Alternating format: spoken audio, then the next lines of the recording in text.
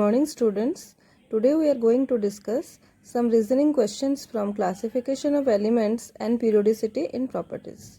So first question is, why a cation is smaller in size than its parent atom? तो ये कहना चाहते हैं कि एक एटम लिए हम, अगर उसको कंपेयर किए कैटायन के साथ उसका, जैसे सोडियम, ठीक है, ये एटम है, ये Na+ है, ये उसका आयन है कैटायन, तो इसका साइज जो है Na+, it is smaller than its parent atom. That's we are going to discuss the reason. So देखिए, a cation is smaller than its parent atom because it has fewer electrons while its nuclear charge remains the same. तो देखो sodium में बच्चों कितना होता है, 11 electrons होता है, और Na+ में 10, क्योंकि देखो Na+ है, एक चला गया इलेक्ट्रॉन, तो it has fewer electron than its parent atom, लेकिन इन दोनों का प्रोटॉन्स का नंबर है जो वो 11 रहेगा, राइट। प्रोटॉन का संख्या सेम रहेगा। तो इससे देखो एक चीज़ कि यहाँ पे 11 इलेक्ट्रॉन है, 11 प्रोटॉन है, यहाँ पे 10 इलेक्ट्रॉन है, 11 प्रोटॉन्स है। तो अभी बच्चों बताओ कहाँ पे इलेक्ट्रॉन्स को ज़्यादा न्यूक्लियर चार्ज फील होगी। Na+ में ज़्यादा फील होगी, क्योंकि यहाँ पे 10 इलेक्ट्रॉन्स है, यहाँ पे 11 है, ठीक है। So it will feel more nuclear attraction. So as a result the attraction of electron in nucleus is more in a cation, so it will get attracted towards the nucleus, the electrons, and its size will decrease. So अभी आपको समझ में आया reason. Why is anion bigger in size than its parent atom? Anion जो होता है वो negatively charged ion होता है, जैसे कि क्लोरीन एक एटम है, Cl-, it is the anion, ये बिगर है साइज में पेरेंट एटम से। कारण ये है कि एनायन में ज़्यादा इलेक्ट्रॉन होता है पेरेंट एटम से।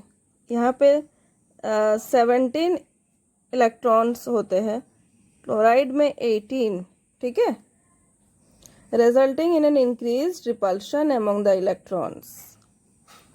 तो इसमें क्या होता है, क्लोराइड में आपका जो, तो बच्चों अभी हम डिस्कस करने जा रहे हैं anion is bigger than its parent atom.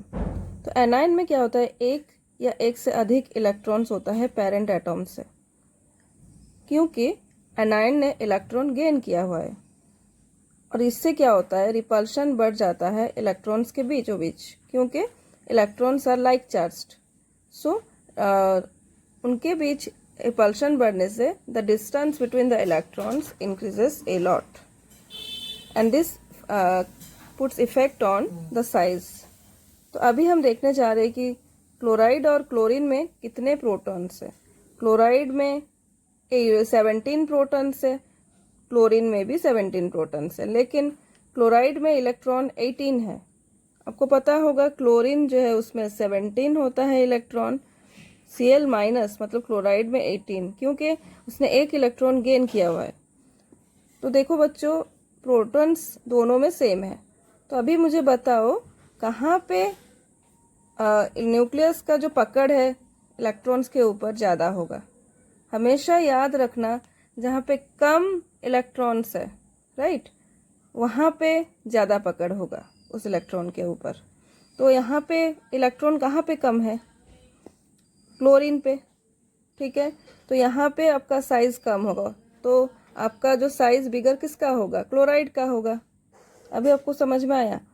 As a result distance between the electrons and the nucleus is more in anions than its parent atom. Hence, an anion is larger in radius than its parent atom.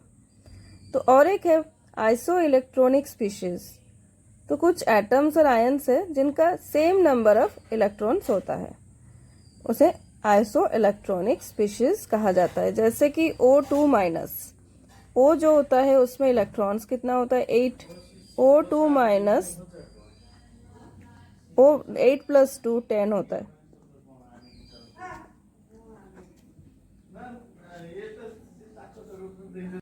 ओ के पास 8 electrons है, right. O2 minus मतलब उसने 2 gain किया, 8 plus 2 तो 10 electrons है।